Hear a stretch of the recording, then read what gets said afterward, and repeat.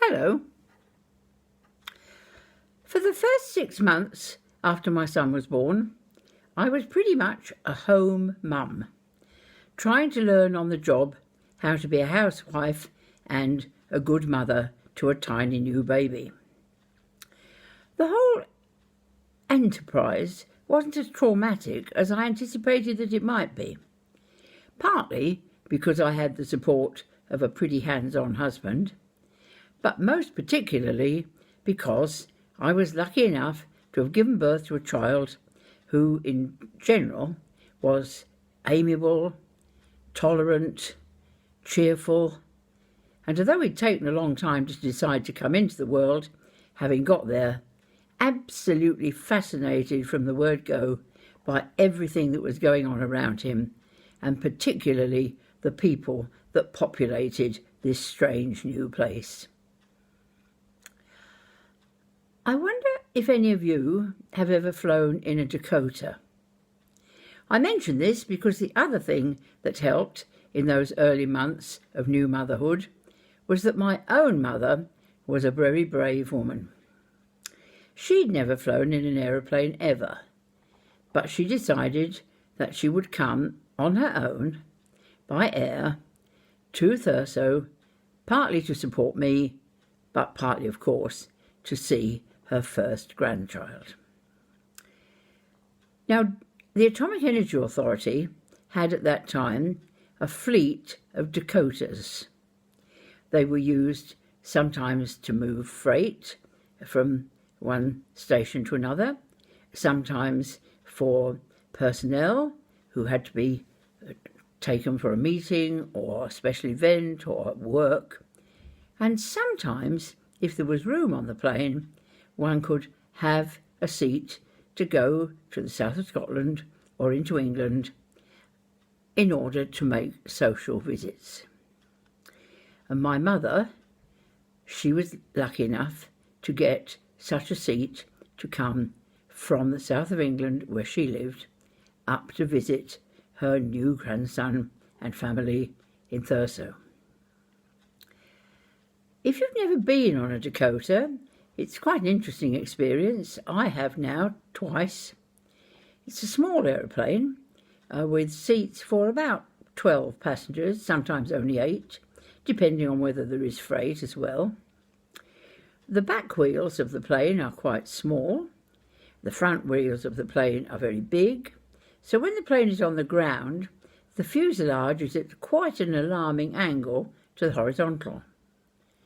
And passengers get into the plane from the door, which is near the back wheels.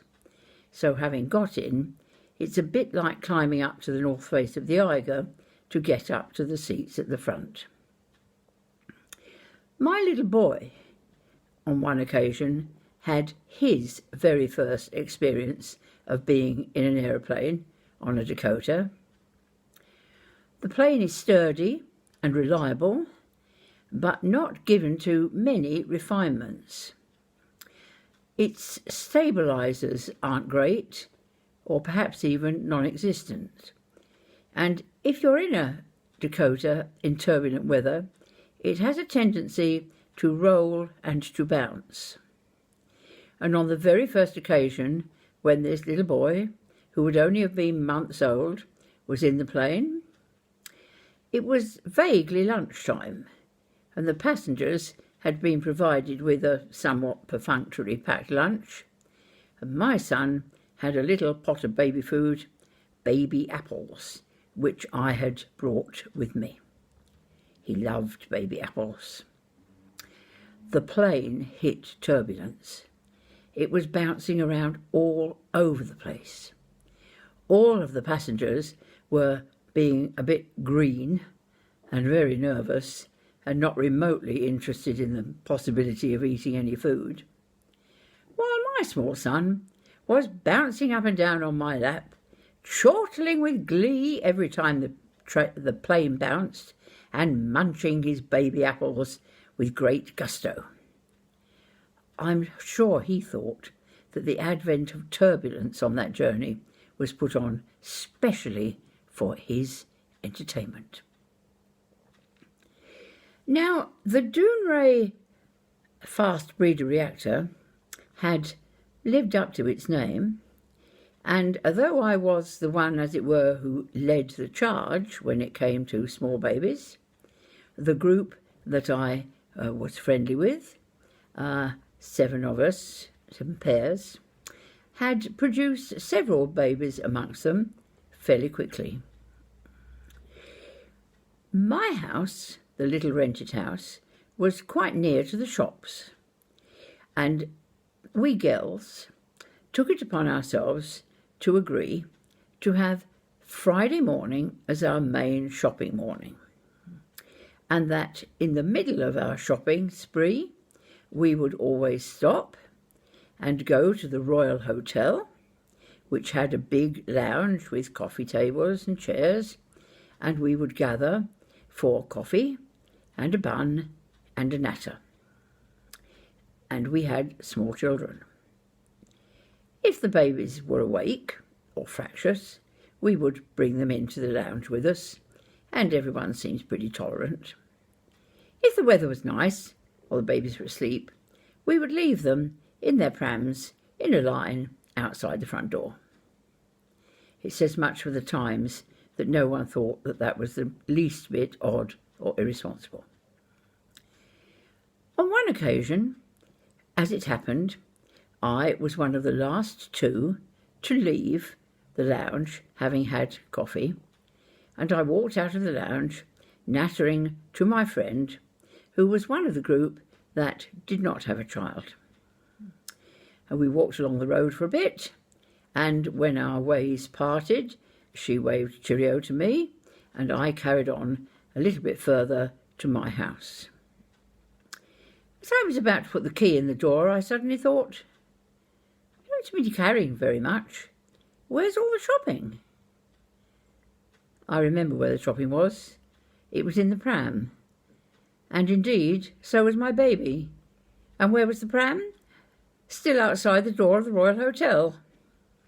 I turned on my heels, and trying to look nonchalant and not to look panic-stricken and to run, I made my way back as fast as I possibly, with some dignity, could, to discover that the pram was still there and the shopping was still there, and, thank goodness, the baby was still there, cooing and waving his legs and feet in the air, and generally smiling at anybody who had bothered to glance at him.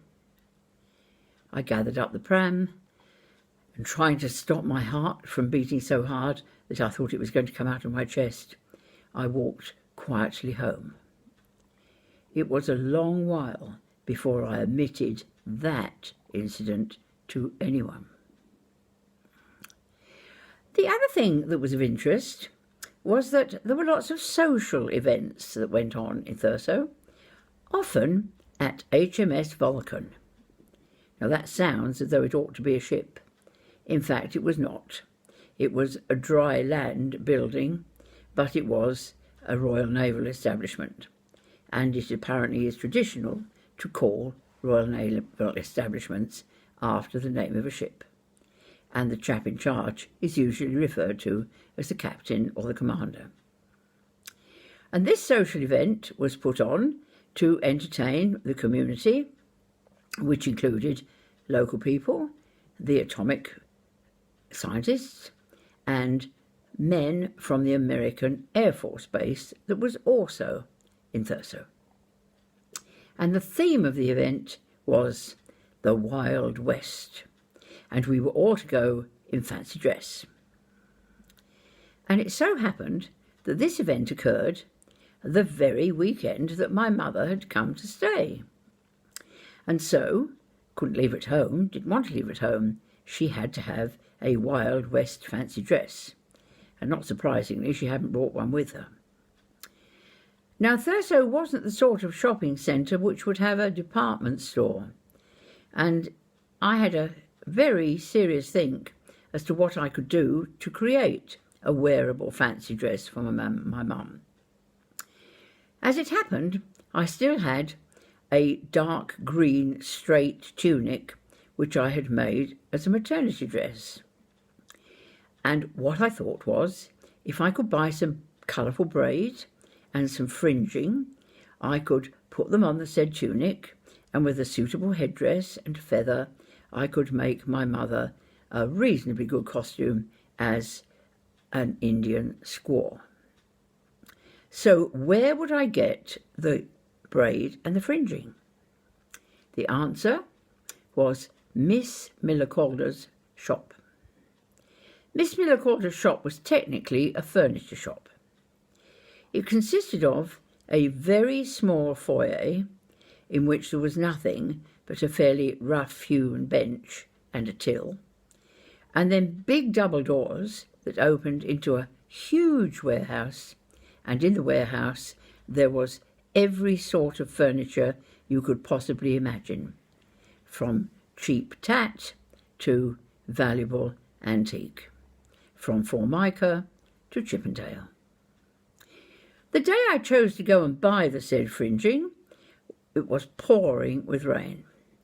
So I had new baby and pram, I had umbrella, I had plastic mac, and I got myself and my clutter into the little foyer of Miss Miller Calder's shop. I could see her standing just inside the big double doors of the warehouse, talking to another lady, who was wearing a fairly smart gabardine mac and a silk scarf tied round her head. They didn't seem to notice that I and my son was there, and we dripped, and the pram dripped, and the umbrella dripped, and we were making quite a puddle on the floor. And after a little while, I thought, I've got to do something. So I said, excuse me, ladies, sorry to interrupt your conversation, but are you able to help me? And they turned round, smiled at me, and one of them said, "Oh, I'm so sorry, we didn't realise you were there." It was the Queen Mother, my second encounter with that lady, because at that time she owned the Castle of May, and it transpired that she and Miss Miller Calder had been girls together at a boarding school. I am pleased to report that the two ladies, when I explained what I wanted, were very helpful. They provided excellent service. The Queen Mother took as much interest in my mother's braid and fringing for her squaw's outfit as any shop assistant could, and I went away a very satisfied customer. There ought to be a third encounter, and there was. My small son had never seen trees. Thurso does have trees, but none of them are tall.